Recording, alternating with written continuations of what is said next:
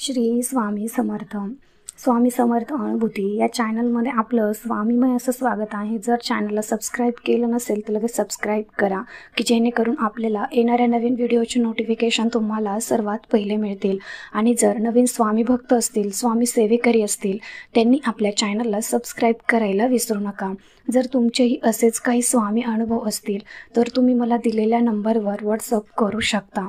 आजचा अनुभव हा खूप भयानक आणि चित्तथरारक असा अनुभव आहे. हा नवनाथ ग्रंथाचा अनुभव आहे. त्या ताईला स्वामी सेवा माहिती नसतानाही त्यांनी मनाला आलं की मला नवनाथ म्हणजे असं वाटत होतं की आपण नवनाथ ग्रंथाचं पारायण करायला पाहिजे. म्हणजे त्यांनी घरातली अडचण पाहून त्यांच्या मनात असा विचार आला की जर आपण नवनाथ पारायण केलं तर आपली ही समस्या दूर होईल. आणि त्यांनी मनानेच नवनाथ ग्रंथाचं पारायण करायला सुरुवात केली आणि त्यातून त्यांना अनुभव आलेले आहेत. त्या संभाजीनगरवरून आहेत आणि त्यांचा हा अनुभव आपण त्यांच्याच तोंडून ऐकणार आहोत. त्यामुळे हा अनुभव तुम्ही शेवटपर्यंत ऐका आणि जेणेकरून तुम्हालाही समजेल की खरंच म्हणजे आपण जेव्हा मनापासून सेवा करतो तेव्हा आपल्यालाही फळ मिळतं म्हणजे मिळतंच. माझं नाव सौवर्ष रवींद्र बोडके. मी संभाजीनगर इथून बोलते. माझ्या लग्नाला 17 वर्ष झाली आहे. 2 मुलं आहेत मला. आणि हॅलो. हा बोला ना ताई, येतोय आवाज. हो, एक मिनिट. तर आमच्या घरी आहे पहिल्यापासून स्वामींचं, पण मध्यंतरी काहीच म्हणजे पहिले मंदिरात वगैरे जायची मी कधीतरी आरतीला, पण आता 5-6 वर्षापासून काही आरती वगैरे काहीच केली नाही किंवा महाराजांची कोणतीच सेवा केली नव्हती. मिस्टर पण मानतात महाराजांना. असं कधीतरी नारळ वगैरे ठेवतो आम्ही, काही कार्यक्रम काही असेल किंवा मग काही करायचं असेल तेव्हा नारळ वगैरे ठेवायचं, पण आम्ही सेवा वगैरे काहीच केलेली नव्हती. एकदा मी गुरुचरित्र केलं होतं याच्या केंद्रामध्ये जाऊन आणि एकदा घरी केलं होतं. पण आम्हाला या 5-6 वर्षामध्ये लॉकडाऊन नंतर खूपच प्रॉब्लेम येत होते. सारखं म्हणजे आमचे पैशाचे पण बऱ्यापैकी आम्ही कमवलेलो होतो माझ्या मिस्टरांनी. ते असंच काय झालं काय म्हणजे दृष्ट लागल्यासारखं झालं आणि एक हातातून नष्ट केलं आमच्या. आमची कंपनी 4 वर्षापूर्वी कंपनी चालू केली होती, तर त्या कंपनीमध्ये इतके वाद निर्माण झाले. माझं चक्कर उभे होतं त्या कंपनीत पार्टनर. तर दोघांचं इतकं वेळ झालं तर मला अक्षरशः त्याच्या घरी जाणं येणं बंद झालं माझ्या भावाच्या घरी, आणि संबंध तोडून टाकावं लागले इथपर्यंत झालेलं आहे. अक्षरशः पण कार्यात वगैरे काहीच नाही त्यांच्या. असं झालंय, खूप भांडणं झाले दोघांचे, एकमेकाला मारायला जे एका ताटामध्ये जेवत होते तर त्यांचं म्हणजे इतकं वेळ झालं तो एकामध्ये तोड सुद्धा बघत नाही, आपल्या कार्यक्रमात सुद्धा जात नाही एकमेक कुठंच दोघं सोबत, असं झालेलं आहे. तर मग मी हे कारण होतं आणि ड्रिंक पण करायचे मिस्टर, म्हणून मी नवनाथ पारायण असं एकदमच मला वाटलं मागच्या गुरुवारी 31 तारखेला असं वाटलं मला की करावं म्हणून. तर मी लगेच शुक्रवारपासून पारायण चालू केलं, केंद्रात जाऊन पोचला तिथपर्यंत आणि पारायण चालू केलं 1 तारखेला बरोबर. आता या शनिवारी त्याचं उद्यापन झालं. म्हणजे तुम्ही 7 दिवसाचं केलं का? पारायण करत असताना तेव्हाच अनुभव सांगायचा मला. मी पारायण करत असताना मला वाटतं 5वा दिवस असेल, तर मी मिस्टरांना सांगितलं पण होतं तुम्ही ड्रिंक करू नका, नॉनव्हेज खाऊ नका, पण मिस्टरांना ड्रिंकच्या आधी रोज ड्रिंक करायचे. ते म्हणायचे मी खाणार नाही पण मी ड्रिंक करणार. तर ते मग म्हटलं जाऊ महाराजांची मी माफी मागितलं, म्हटलं महाराज तुम्ही बघून घ्या, कारण त्यांचं काय मी काही त्याच्यासोबत राहू शकत नाही दिवसभर. तर ड्रिंकचं ठीक आहे की पण फक्त नॉनव्हेज नाही खाल्लं पाहिजे, बस एवढंच माझं खूप मनात होतं माझ्या. तर त्यांनी नॉनव्हेज नाही खाल्लं पण ड्रिंक केली त्यांनी. तर 5वा दिवस होता पारायणाचा.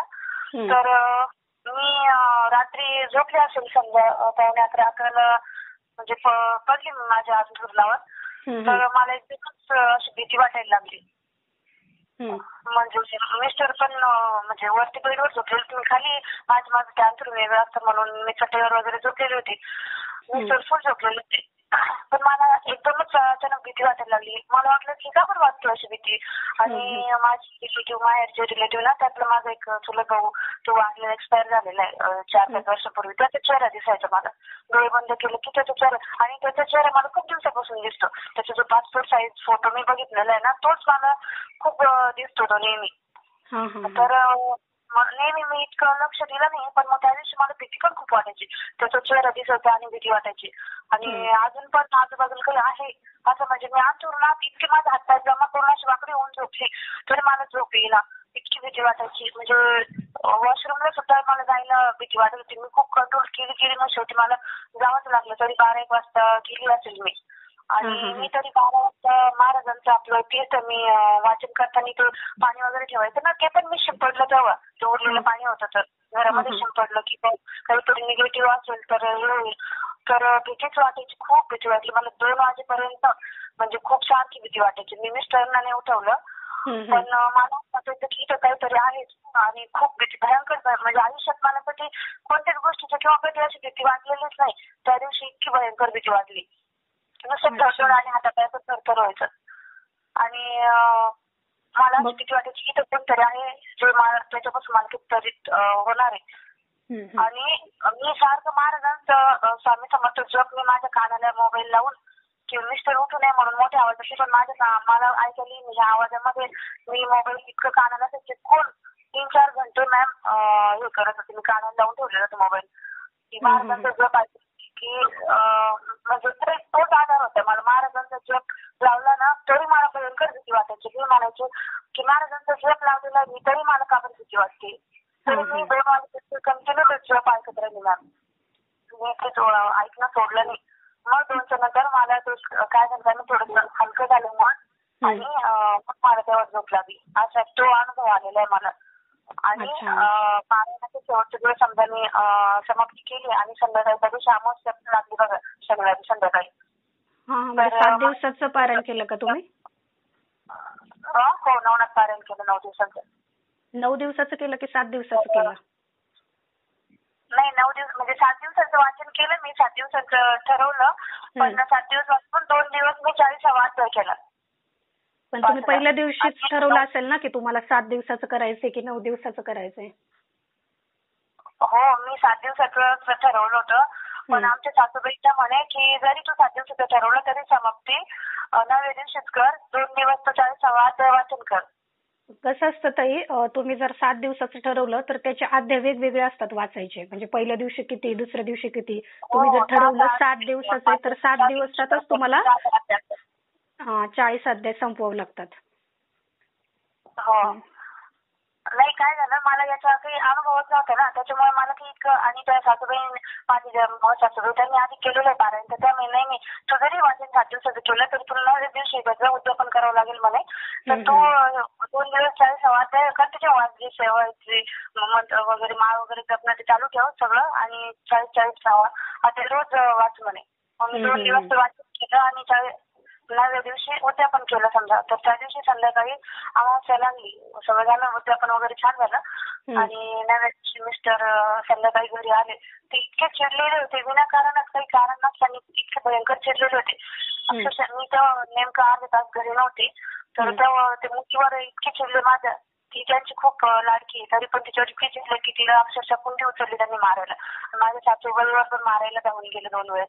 त्यांचा खूप चिड होता दोघींमध्ये, पण तरी ते इतकं भयंकर त्यांनी. तर मला तेच कारण कळालं नाही आणखी की ते इतके का बरं चिडले बा.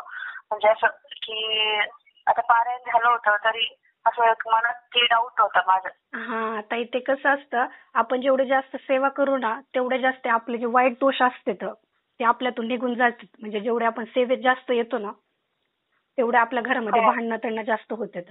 म्हणजे जेव्हा काही एकदा जास्त वाईट दोष निघून गेले, जेवढे जास्त सेवा कराल तेवढे वाईट दोष निघून जातात आपले. आता तुम्ही जेवढे जास्त सेवा कराल ना तेवढं तुम्हाला फरक जाणवेल. तुम्ही पहिल्यांदाच केलं ना हे? पण हो, पारायण चालू असताना पण एक दिवस मला वाटतं 6वा दिवस असेल पारायणाचा. शिवरात्रीच्या आदल्या दिवशी समजा. तर मिस्टर तेव्हा काहीतरी असं त्यांचं बाहेरच काही झालं तर ते असं न आंघोळ करता बाहेर घरातून निघून गेले. म्हणजे निघून म्हणजे अशी कामानिमित्त गेले, पण तिथूनच काय त्यांना टेन्शन आलं. ते आमच्या गावाकडे शेती, ते शेतावर जाऊन बसले दुपारी आणि ड्रिंक करत राहिले. रात्रीच्या वेळ 8-9 वाजेपर्यंत ते एकटे बसले होते. ते एकटे कधी शेतावर जात नाही आणि थांबत नाही, पण त्या दिवशी एकटेच थांबले रात्री 8-9 वाजेपर्यंत. आणि म्हणजे ऐकत पण नव्हतं. फोन जरी केला तर मला चिडून बोलायचे, खूप रागात होते. असं मला खूप मनात आमचं होती की त्यांनी जीवाचं काही विहीर पण होती, की जीवाचं बरं वाईट करू ना असं वाटायचं मला कंटिन्यू. पण मी त्यांच्या मित्रांना वगैरे फोन केला, त्यांना पाठवलं तिथं शेतावर, मग त्यांना घरी. तर ते गावामध्ये तिकडेच राहिले, शेतामध्येच राहिले, रात्री झोपले. ते काही इथं आले नाही. मग शिवरात्रीच्या दिवशी इथं येऊन मांगोळ वगैरे केली. तर असं म्हणजे असं मला असं डाऊट आहे की त्यांना बाहेरचं नक्की काहीतरी बाधा आहे. नाही ताई, आता तुम्ही नवनाथ पारायण केले ना, तर ते हळूहळू सगळं कमी होऊन जाईल. आणि बाकीची कोणती सेवा करताय तुम्ही? काही नाही, मी फक्त हे आपलं 3 अध्याय वाचतात ना स्वामी चरित्राचे, ते वाचते. आणि बाकी काही दुसरी सेवा नाही केली. मग तेच मला काही मार्गदर्शन नाहीये. मी फक्त असे व्हिडिओ वगैरे आता तुमचा बघितला, मला खूप म्हणजे मला ते नवनाथ पारायणचं आता नाही बघितलं का, याचा असा अनुभव होता त्या ताईंचा.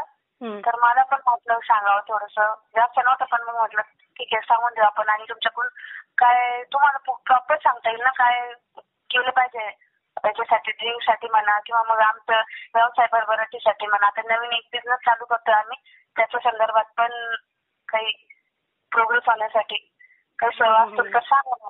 हां ताई, मला ते तुमचा प्रश्न आहे ना, तर व्हॉट्सअप करा. मी तुम्हाला प्रदीप दादाच्या मदतीने मग सेवा देण्याचा प्रयत्न करते. पण हा अनुभव मी शेअर करते तुमचा. कुठे शेअर करता? अनुभव शेअर करता का? हां ठीक आहे चालेल. तर या ताईंचा अनुभव तुम्हाला कसा वाटला, आणि तुम्हालाही जर असेच काही स्वामी अनुभव आले असतील तर तुम्ही आपल्या चॅनलला किंवा मी दिलेल्या नंबरवर तुम्ही मला व्हॉट्सअप करू शकता. आणि आवडलं असेल तर लाईक, शेअर आणि सबस्क्राईब करायला विसरू नका. भेटूया अशाच एका नवीन व्हिडिओसोबत. तोपर्यंत सर्वांना श्री स्वामी समर्थ.